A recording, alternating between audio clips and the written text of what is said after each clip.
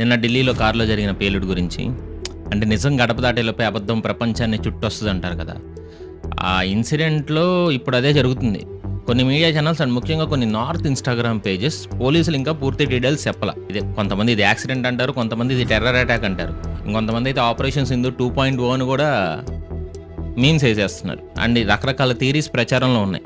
అసలు ఈ కుట్ర వెనక ఎవరు? నిన్న సాయంత్రం ఆ నరకానికి కొన్ని నిమిషాల ముందు ఏం జరిగిందో చూడాలి.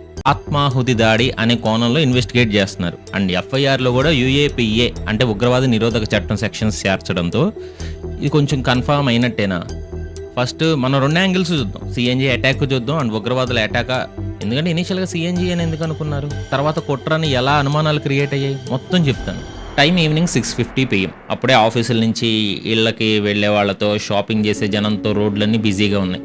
చాందినీ చౌక్ మార్కెట్ పక్కనే ఉన్న హిస్టారికల్ రెడ్ ఫోర్ట్, అదే ఎర్రకోట ఎప్పుడులాగే సందడిగా మామూలుగానే చాలా వెహికల్స్ సిగ్నల్ కోసం వెయిట్ చేస్తున్నాయి. ఆ టైంలో 6:52 ట్రాఫిక్ సిగ్నల్ రెడ్ పడింది. అప్పుడే మెల్లగా కదులుతూ వచ్చిన Hyundai i20 కార్ సిగ్నల్ దగ్గర ఆగింది, వైట్ కలర్ కార్.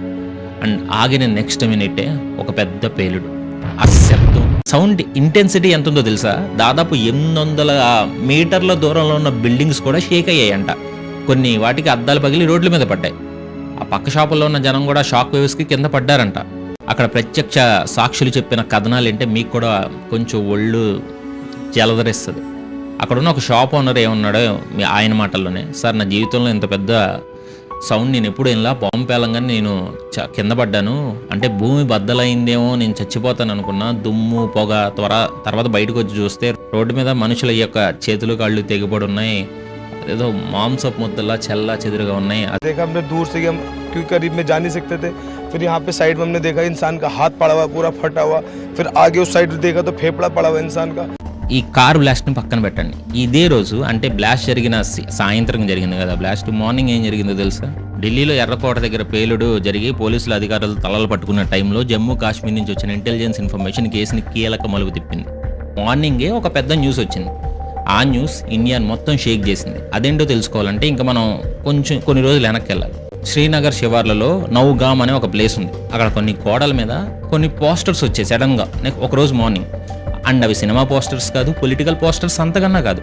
అవి పాకిస్తాన్ కేంద్రంగా పనిచేసే కరుడుగట్టిన ఉగ్రవాద సంస్థ జైషే మొహమ్మద్కి సంబంధించిన పోస్టర్స్.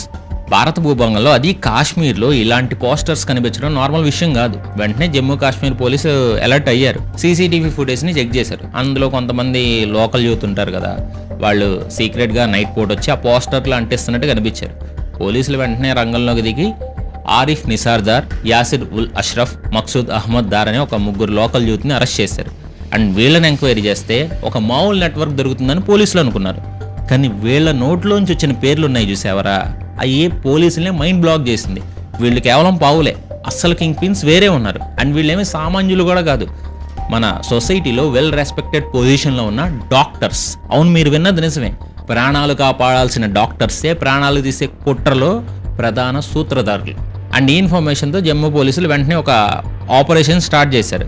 నవంబర్ 8 నుంచి 10 వరకు, అంటే సరిగ్గా ఢిల్లీ బ్లాస్ట్కి 3 రోజుల ముందు కాశ్మీర్ వ్యాలీలో 10 జిల్లాల్లో ఏకంగా 1300 లొకేషన్స్లో ఒకేసారి రైడ్స్ జరిగాయి. ఇది మామూలు విషయం కాదు. 1300 చోట్ల సోదాలంటే ఎంత పెద్ద నెట్వర్క్ని టార్గెట్ చేశారో అర్థం చేసుకోండి. అండ్ ఈ operation counter intelligence Kashmir CIK teams కూడా రంగంలో దిగాయి. వెంటనే జమ్మూ పోలీసుల స్పెషల్ టీం ఒకటి హర్యానాకు బయలుదేరింది. అక్కడ ఫరీదాబాద్లో ధౌజీ అనే ఒక విలేజ్లో ఒక అద్దె ఇంటి దగ్గరికి వెళ్ళారు. తలుపులు పగలగొట్టి లోపలికి వెళ్ళిన పోలీసులకు అక్కడ కనిపించిన విజువల్స్ ఉంటాయి కదా, అవి చూసి కళ్ళు బయర్లు గమ్మాయి. ఆ చిన్న ఇంట్లో ఎక్కడ చూసినా సంచులు పెట్టెలు ఉన్నాయి. అండ్ వాటి నిండా ఏముందో తెలుసా? Ammonium nitrate. 1 కాదు 2 కాదు, ఏకంగా 2900 కిలోలు ఈ పేలుడు పదార్థాలు.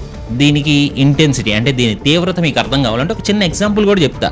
2019లో జరిగిన పుల్వామా దాడిలో మన 40 మంది జవాన్ల ప్రాణాలు తీసిన భయంకరమైన బ్లాస్ట్లో వాడింది కేవలం 300 కిలోల పేలుడు పదార్థాలు మాత్రమే. అలాంటిది ఇక్కడ దొరికింది దానికి 10 రెట్లు ఎక్కువ. రాజస్థాన్లోని హనుమాన్ ఘర్ బోర్డర్ నుంచి ఈ సరుకంతా లోపలికి వచ్చిందని అనుమానిస్తున్నారు. పోలీసులు అరెస్ట్ చేసిన వారి ప్రొఫైల్స్ చూశారనుకోండి, మీకు కూడా షాక్ తగిలిద్ది. First doctor Adil Ahmad Rather. కాశ్మీర్లో కుల్గాంకి చెందిన ఈయన ఎంతో కష్టపడి డాక్టర్ అయ్యాడు. అనంతనాగ్లో గవర్నమెంట్ మెడికల్ కాలేజ్లో కొంతకాలం వర్క్ చేశాడు. ఆ తర్వాత ఉత్తరప్రదేశ్లో సహారన్పూర్కి వచ్చి అక్కడ ప్రాక్టీస్ మొదలెట్టాడు. పైకి డాక్టర్గా కనిపిస్తున్న లోపల మాత్రం దేశం మీద విషం. జమ్మూ కాశ్మీర్లో జైషే మొహమ్మద్ పోస్టర్స్ అంటించింది ఇతనే. ఇక రెండో వ్యక్తి డాక్టర్ ముజమిల్ షకీల్ గనీ అంటారు. ఇతను పుల్వామాకి చెందినవాడు. ఫరీదాబాద్లో అల్ఫలా యూనివర్సిటీలో ప్రొఫెసర్. పొద్దున్నే విద్యార్థులకు లెసన్స్ చెప్తాడు. రాత్రిళ్ళు మాత్రం పాకిస్తాన్లో తన బాసులతో బాంబులు ఎలా తయారు చేయాలో చర్చిస్తూ ఉంటాడు. కేవలం పోలీసులే కాదు, మనం కూడా జాగ్రత్తగా ఉండాలి. మన చుట్టూ జరిగే ఇలాంటి అనుమానాస్పద విషయాలను గమనించాలి. ఎందుకంటే ఉగ్రవాదం రూపం మార్చుకుంది. అది తుపాకీ పట్టుకునేమీ రాదు. కోట్ వేసుకుని స్కెతస్కోప్ మెడలో వేసుకుని నవ్వుతూ మన పక్కనే వచ్చి కూర్చోవచ్చు. So be careful India. And ఇది ఆఖరి హెచ్చరిక కాదు, నిరంతర హెచ్చరిక. దీని గురించి లేటెస్ట్ అప్డేట్స్ త్వరలోనే ఇంకో వీడియో చేస్తాను. అండ్ ఇప్పుడు చెప్పిన ఇన్ఫర్మేషన్లో 1-2 చేంజెస్ ఉంటే నేను అప్డేటెడ్ వీడియో చేస్తున్నాను కదా, అందులో అప్డేట్ చేస్తాను.